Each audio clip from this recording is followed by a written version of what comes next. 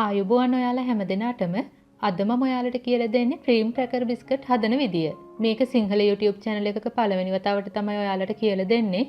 මේ බිස්කට් එක සාමාන්‍ය ක්‍රීම් ක්‍රැකර් බිස්කට් එකට වඩා චුට්ටක් හයියයි. ඒ වුණාට රසය එකමයි. මේවා හදන්න ඕන වෙන දේවල් මම description box එකට දාලා තියෙනවා එතනින් බලන්න. මගේ වීඩියෝ වලට ඔයාලා කැමති නම් මගේ YouTube channel එකට subscribe වෙන්න.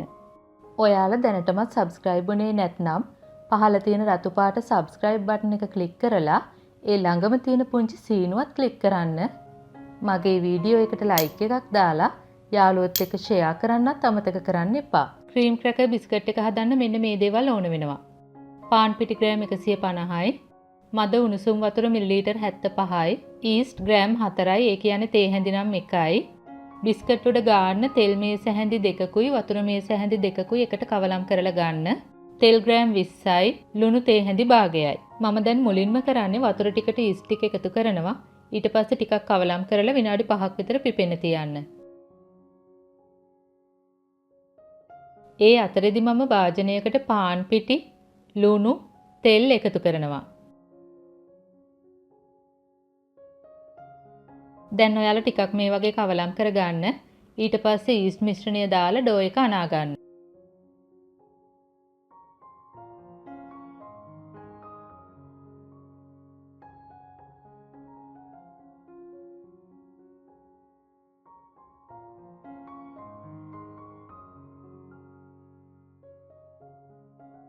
ඩෝ එක හැදුනට පස්සේ මේ වගේ නීඩ් කරලා ඝන බෝලයක් හදා ගන්න ඕන.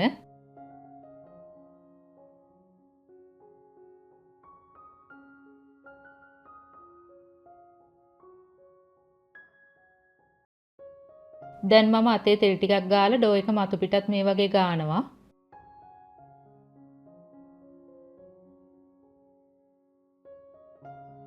දැන් තෙත කිචන් ටවල් එකකින් වහලා දෙගුණයක් වෙනතුරු තියන්න.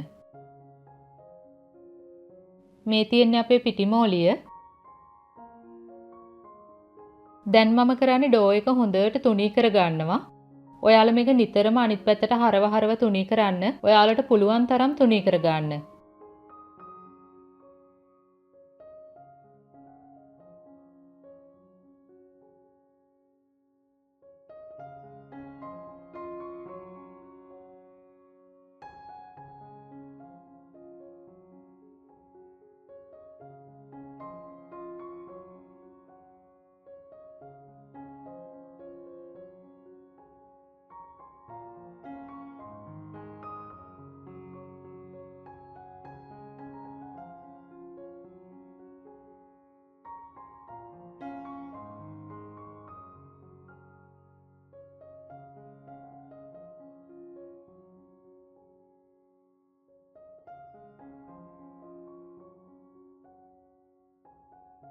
මේ ඩෝ එකෙන් කොටු කපා ගන්න කලින් ඔයාලා අනිත් පැත්තට හරවන්න.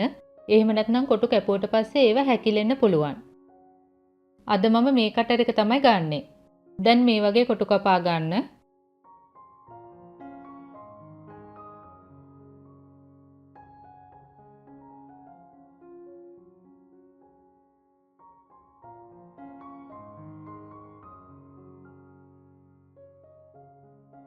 දැන් වැඩි පිටි ටික අයින් කරලා හදාගත්ත කොටු බේකින් ට්‍රේ එක උඩින් තියන්න.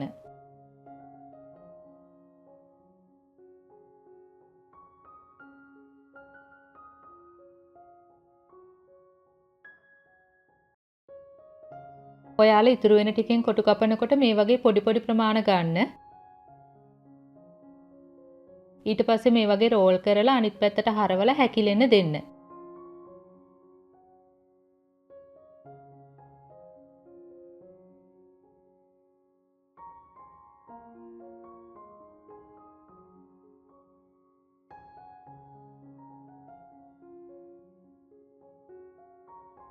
ඊට පස්සේ ආයෙත් කොටු කපා ගන්න පුළුවන්.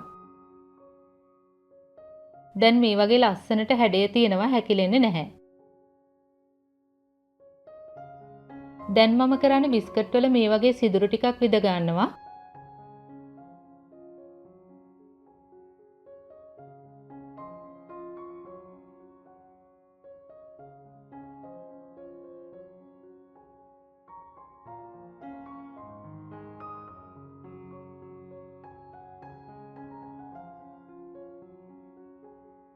දැන් තෙලුයි වතුරයි මිශ්‍රණය බිස්කට් උඩ මේ වගේ ගාන්න.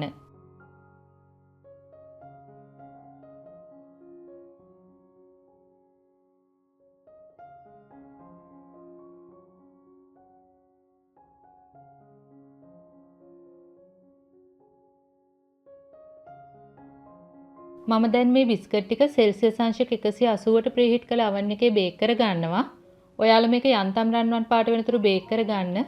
සාමාන්‍යයෙන් විනාඩි 20ක් 30ක් විතර ගත වෙනවා. මේ තියෙන්නේ බේක් වුණ බිස්කට් ටික. මේ බිස්කට් වල අනිත් පැත්ත තමයි ලස්සනටම තියෙන්නේ. බලන්න මේ වගේ කැඩුවම ඇතුලේ ලේයර්ස් තියෙන්න ඕන. ඔයාලා මේ බිස්කට් හුලන් වදින්නේ නැති වෙන අසුරල තියන්න. දැන් ඔයාලටත් ක්‍රීම් ක්‍රැකර් බිස්කට් ගෙදරම හදන්න පුළුවන්නේ. ඉතින් ඔයාලත් මේවා හදලා පවුලේ අයත් එක්ක රස විඳින්න. මේ සම්බන්ධයෙන් ඔයාලට ගැටලු යෝජනා තියෙනවා නම් පහලින් කමෙන්ට් එකක් දාන්න. අපි ආයෙත් මේ වගේම රසබර වීඩියෝ එකකින් හමු වෙමු. එතකන් ඔයාලට සුබ දවසක්. ස්තුතියි.